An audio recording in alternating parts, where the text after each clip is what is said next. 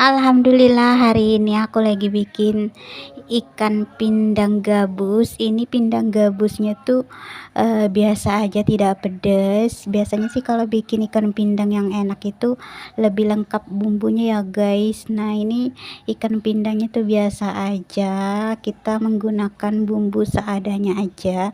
Ini ikannya potongannya besar-besar guys, ini dipotong dari sananya, dari penjualnya.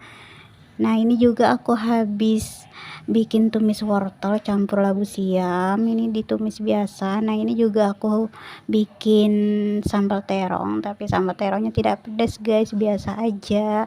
Nah ini juga aku bikin tumis jamur campur labu siam, ini aku tumis pakai santan ya guys, soalnya sekali-sekali makan santan gak apa-apa ya guys. Nah ini ikan gabusnya itu potongannya itu besar-besar guys, karena ikannya terlalu besar, satu